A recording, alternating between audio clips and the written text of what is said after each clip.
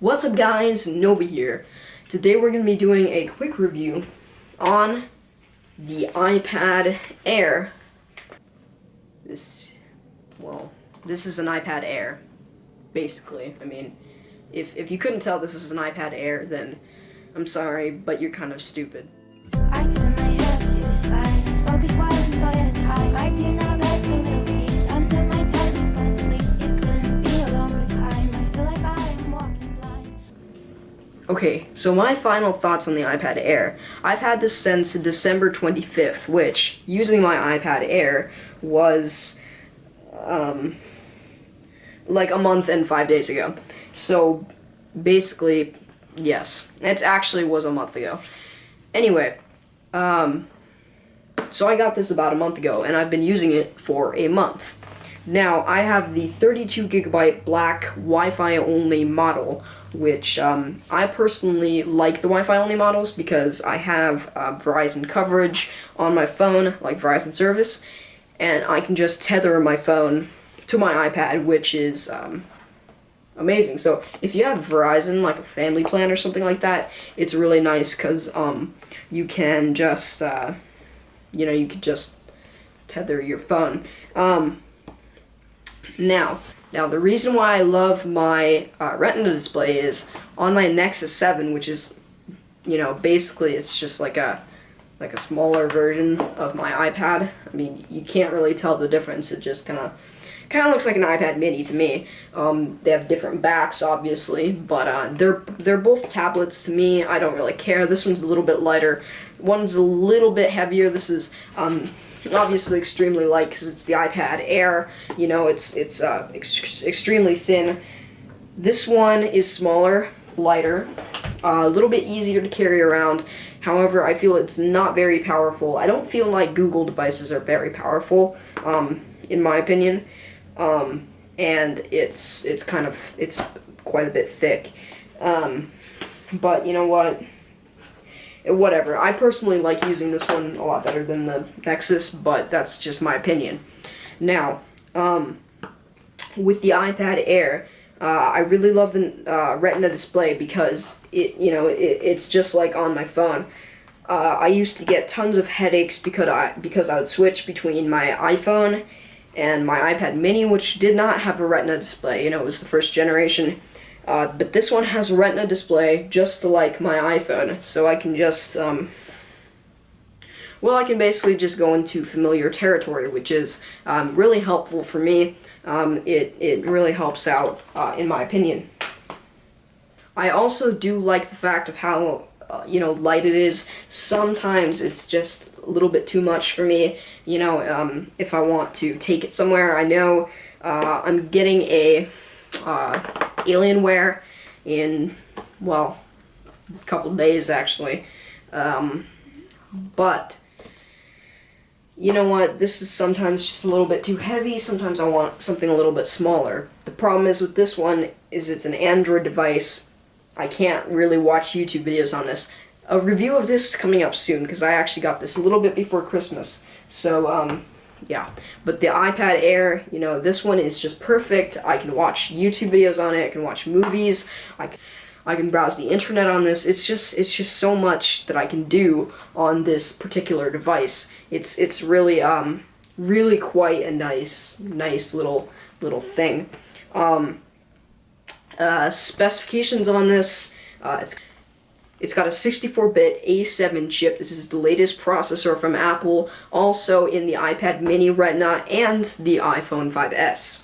It's also got 1 GB of RAM. I'm not quite sure what kind of RAM it's got, probably proprietary Apple RAM, but so does the iPhone, so does the Retina iPad mini.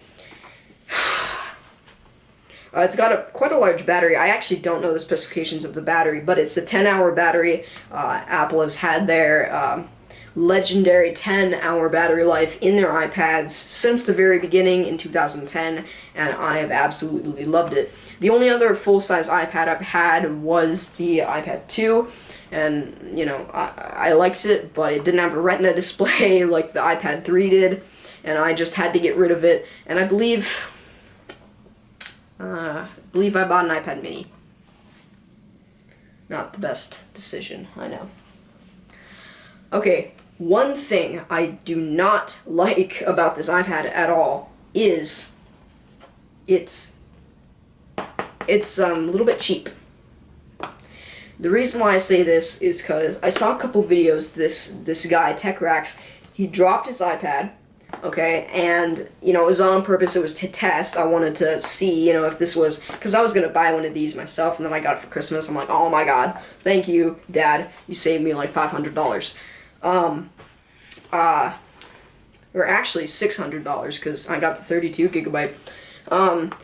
He dropped it, and the entire top half of it is just nothing. There's nothing in there. There's no circuitry. There's just like a little wire going up here to the camera, and that's it.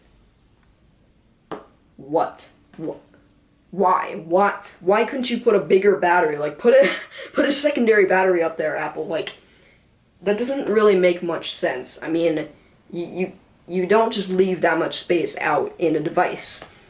You're not supposed to do that. I don't know, I just saw that on the internet, and plus, if you hear,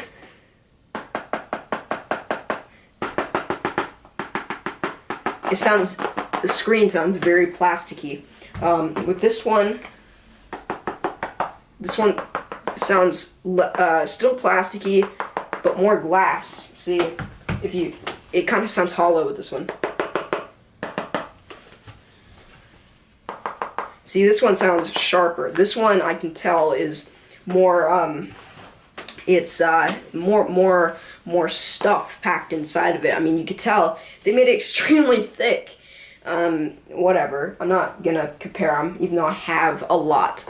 But I mean, my iPhone doesn't do this.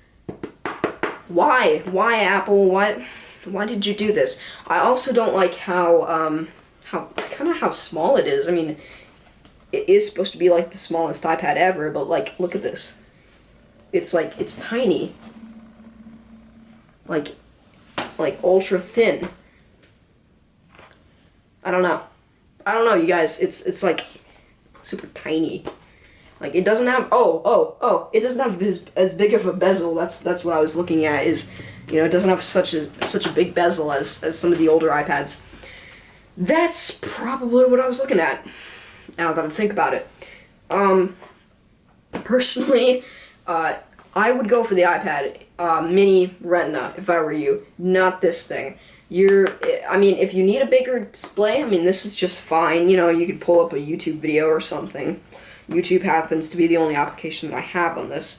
But like, okay. I mean, you could totally watch like a YouTube video here. Here's the unboxing, or Adam's unboxing of the Oppo N1. You know, he unboxed it.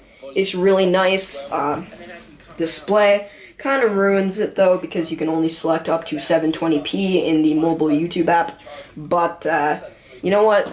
It's a good display. I really like it. If you need something that's portable though, I think you'd have a lot more fun with the iPad mini Retina. I know I did. I think it's just a little bit thicker than this, but it is a little bit smaller. I think it's the same weight, or no, iPad mini Retina is a little bit lighter.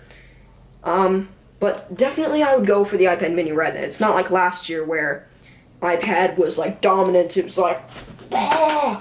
And iPad mini was like, so it wasn't like, ah, and like, no, actually they had the exact same specifications. Even the iPad mini Retina, I believe, has a lower resolution display, but still has a Retina display. Or maybe I'm wrong, I don't quite know. You can check out apple.com/iPad, link is in the description, for more information on that. But definitely I'd go for the iPad mini Retina. If you are going for this device, however, I'd make sure you have accidental damage. I have that, plus a decent case like the Apple Smart Case. Don't get the smart cover, because it's just literally that, it's a cover. But this case is beast. Like, it's so nice. Just put it in, close it up, still just as thin as ever, just as nice looking. So you still got a nice cutout for the camera, microphone, nice indented Apple logo, which is always nice. And it's made out of leather, which is really cool.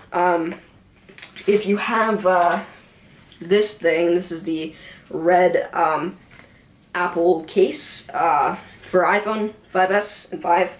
If you have this, you kind of know what it feels like. This one is just a little bit less oily, I guess. But this, and it doesn't get as dirty as this one. I don't know if you can see this, but mine got like extremely, like crazily, come on, it got like crazily messed up. There, come on, almost got it. There, you can see it right there. Got crazily messed up. I mean, like, seriously. Anyway, guys, that is about it. Comment, rate, and subscribe, and I will catch you guys in the next video. Peace.